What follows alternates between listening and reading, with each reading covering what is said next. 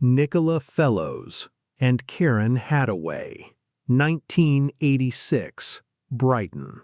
The killer joined the search for two missing girls.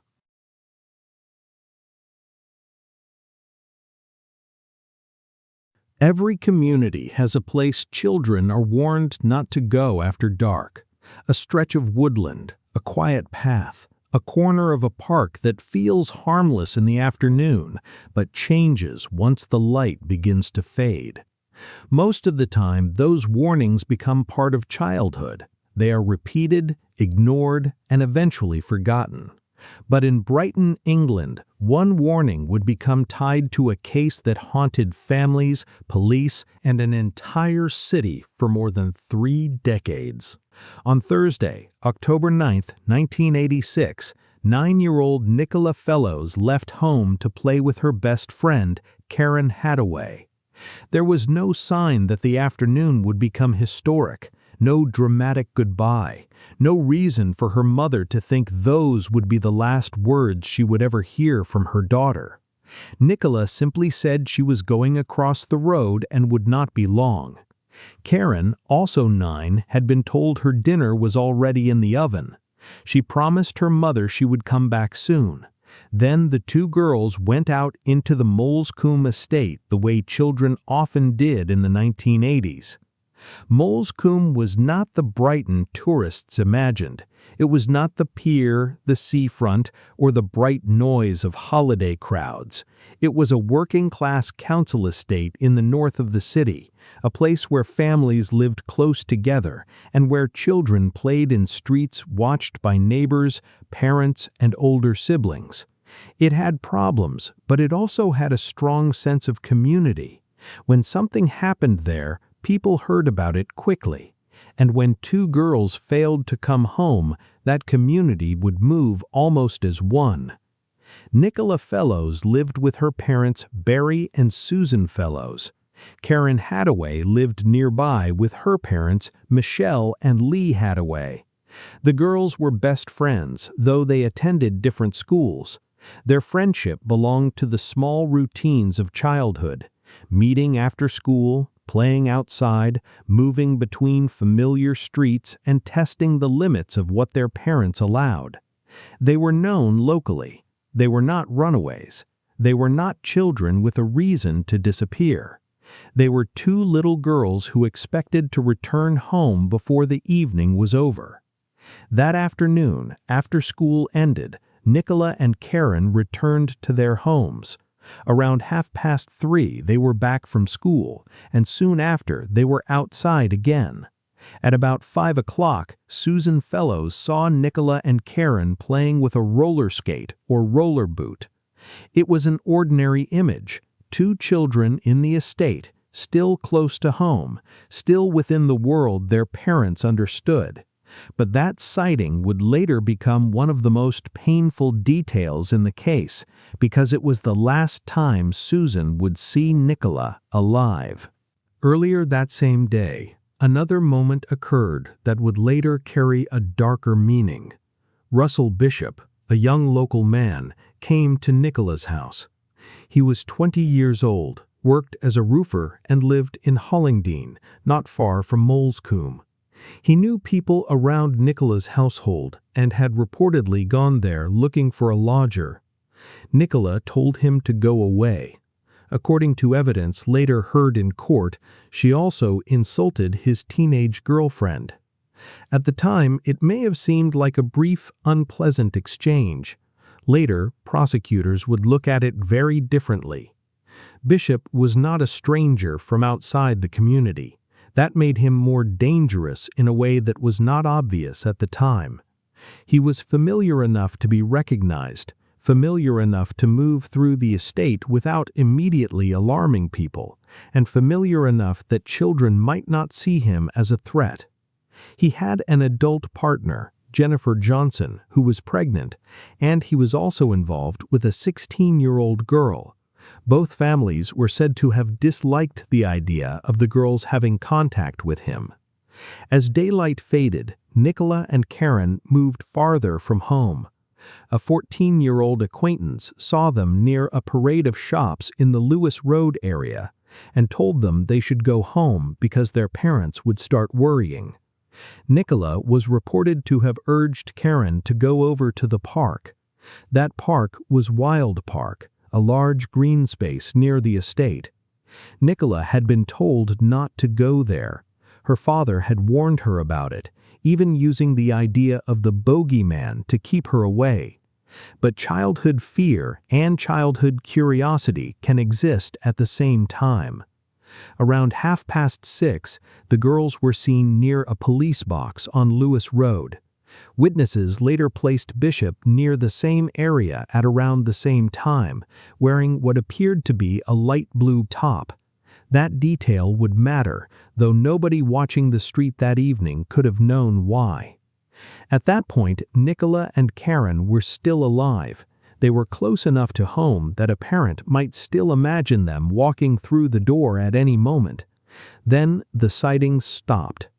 When Karen did not return, Nicola Hadaway became increasingly worried. At first, there may have been room for ordinary explanations.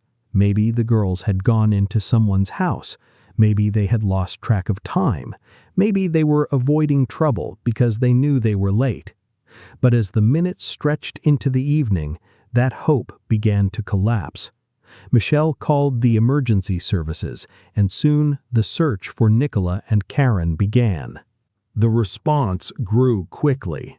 Police officers, detectives, relatives, friends, and neighbors joined the search. More than 150 uniformed officers and around 30 detectives were involved. A search party of about 200 people formed, and a helicopter was brought in to help look across Wild Park. Word passed through the estate, including over CB radio, a detail that places the case unmistakably in the 1980s. People went out with torches into a cold, misty night, calling the names of 2 children everyone hoped were simply lost. Russell Bishop joined the search. He claimed his terrier, Misty, was a trained tracker dog. At first, his presence could have looked like concern, but after the truth began to emerge, investigators would view his involvement very differently. He was close to the search, close to the fear, and close to the moment when the case turned from a missing children investigation into a murder inquiry. On Friday, October 10th, the bodies of Nicola Fellows and Karen Hadaway were found in Wild Park by 2 civilian searchers, Kevin Rowland and Matthew Marchant. The girls were hidden in a makeshift den. Both had been sexually assaulted and strangled. The place where they were found gave the case the name that would follow it for decades: the Babes in the Wood murders. For the families, the discovery ended the hope that Nicola and Karen would be found alive. For Moulsecoomb, it shattered the sense that danger came only from somewhere outside. The offender had moved through a local environment, and the evidence soon began pointing towards someone already known to police and residents. Bishop's behavior drew attention almost immediately. He had been near the area where the girls were last seen. He had joined the search. When the bodies were found, he ran toward the scene with police officers. Later, he claimed he had touched the girls' necks to check for a pulse, a statement investigators believed could have been an attempt to explain any trace evidence linking him to the victims. But one police constable recalled that Bishop had not been close enough to do what he claimed. His accounts of his movements were also inconsistent. He told detectives he had gone to Moulsecoomb because he intended to steal a car near the University of Sussex. He said he had gone to a newsagent but realized he had no money. He also said he planned to see Jennifer Johnson that evening, but instead bought cannabis and went home. The explanations shifted, and each new version seemed to raise another question. Then came the blue sweatshirt. A light blue Pinto brand sweatshirt was found discarded near a route between Wild Park and Bishop's home area. Police believed it had been worn by the killer. Fibers from the girl's clothing were connected to the garment. Fibers from the garment were connected to the girl's. Ivy material on it matched the kind of vegetation found around the den, and later scientific work would connect the sweatshirt even more strongly to Bishop, the scene, and the victims. At first, Jennifer Johnson identified the sweatshirt as Bishop's. That could have been a key moment in the original case, but when Bishop stood trial at Lewes Crown Court in 1987, Johnson changed her account and said she had never seen the sweatshirt before.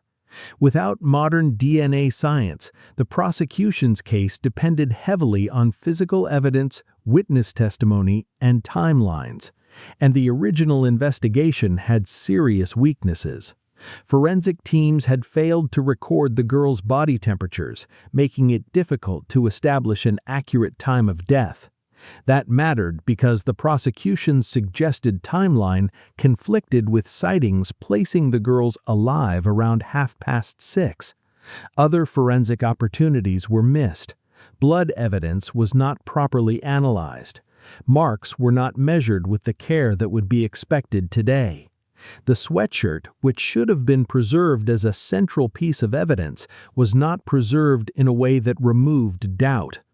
In December 1987, after less than 2 hours of deliberation, the jury found Russell Bishop not guilty. The families walked out without justice. The community was left with fear, anger, and uncertainty. If Bishop had been acquitted, then who had killed Nicola and Karen? That question created space for suspicion to fall where it did not belong. Barry Fellows, Nicola's father, endured years of rumor and hostility. He had been questioned early in the investigation, and his reputation in Moulsecoomb made him an easy target for local suspicion. His home was attacked with paint. When he planned to move, accusations were daubed on another property. But suspicion was not proof. Barry had lost his daughter, and then he had to live under the shadow of public blame. In 2009, after a separate allegation connected to the case, Barry was arrested and later released without charge. Nicola's mother, Susan, publicly supported him, saying she did not believe he was involved in anything like that. Michelle Hadaway also defended the Fellows family, saying their home had been open to friends and family and that she had never seen anything suspicious. Still, for Barry, the damage had lasted for years. While the families carried grief and suspicion, Bishop remained free after the 1987 acquittal. Then, in 1990, he attacked another child. 7-year-old Rachel Watts was roller skating in the White Hawk area of Brighton when Bishop abducted her. He put her in the boot of a car, took her to Devil's Dyke, sexually assaulted her, tried to kill her, and left her for dead. Rachel survived. She found help and later identified him. In December 1990, Bishop was convicted of kidnapping, indecent assault, and attempted murder. That conviction changed the meaning of the earlier acquittal. Bishop was no longer just the man many suspected in the deaths of Nicola and Karen. He was now a convicted child attacker whose later crime bore chilling similarities to what had happened in Wild Park.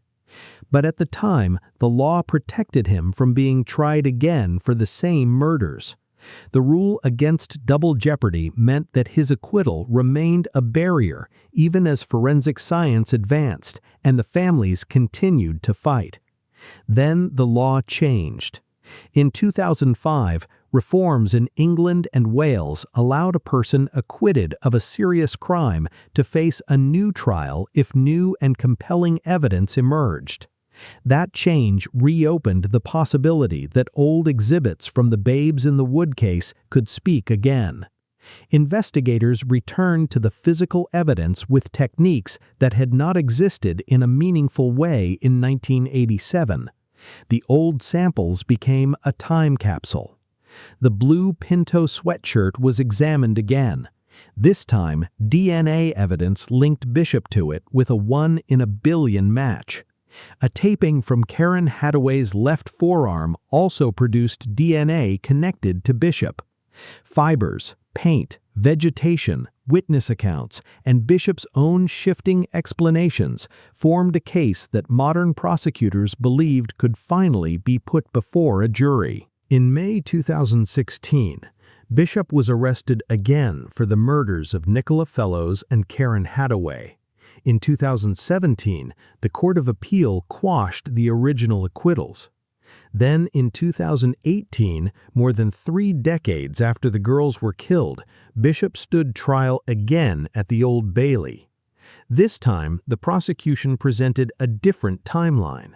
They argued that the girls were alive at 6:30 and that Bishop had returned to Wild Park. The jury heard about the sweatshirt, the modern DNA findings, the old fibers, and Bishop's attack on Rachel Watts. Bishop denied the murders. His defense suggested that Nicola's father was responsible, a claim that left Barry Fellows visibly devastated in court. But the evidence now pointed far more clearly in one direction. On December 10, 2018, after a 9-week trial, Russell Bishop was found guilty of murdering Nicola Fellows and Karen Hadaway. The next day, he received 2 life sentences with a minimum term of 36 years. For the families, the verdict came far too late to restore what had been taken, but it gave the case a legal answer after 32 years. The consequences continued. In 2021, Jennifer Johnson was convicted of perjury and perverting the course of justice for lying in the original trial. She was sentenced to 6 years in prison. Russell Bishop died in prison from cancer on January 20, 2022. In April 2024, Sussex police formally apologized for failures in the original investigation and for the wrongful arrest of Barry Fellows in 2009. The mystery of who killed Nicola and Karen has now been answered in court. Yet the case still leaves painful questions behind. How different would the story have been if the original investigation had been stronger?